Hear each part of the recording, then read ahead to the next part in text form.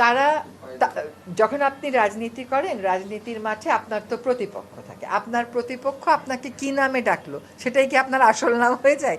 এনসিপির নাম এনসিপি, এটা কি কিংস পার্টি হিসেবে কে স্বীকৃতি দিচ্ছে? তার রাজনৈতিক প্রতিপক্ষ তাকে হয়তো কিংস পার্টি ডাকছে, কিন্তু আমাদের এখানে আমরা যারা উপদেষ্টা পরিষদে আছি তাদের সাথে এই পার্টির আসলে কোনো রকমেরই কোনো সম্পর্ক নেই। কখনো কখনো আমরা শুনি যে আমরা বড় রাজনৈতিক একটা দলের কথা শুনেই সব করে ফেলতেছি, আবার শুনি আমরা কিংস পার্টির কথা শুনেই সব করে ফেলতেছি, আবার শুনি আমরা ইসলামী পার্টির কথা শুনেই সব কিছু করে ফেলতেছি। যে যার রাজনৈতিক অবস্থান থেকেই কথা বলে, কিন্তু সরকার সরকারের মতন আলাপ আলোচনা করেই সিদ্ধান্ত নেবে। রাজনৈতিক দলগুলো তাদের কথা বলবে, তাদের মতামত দেবে, তাদের পারসেপশন দেবে।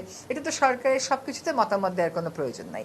এই সরকারের সময়টা খুব সীমিত, এই সীমিত সময়ের মধ্যে আমরা কোন কোন জায়গায় সংস্কার করছি একেবারে ট্রান্সপারেন্ট ওয়েতে আমরা করছি, এবং সেটা সংস্কার যে আমরা করে ফেলছি তা না, একদম রাজনৈতিক ঐক্যমত নিয়ে রাজনৈতিক ব্যাপারগুলোতে সংস্কার হচ্ছে।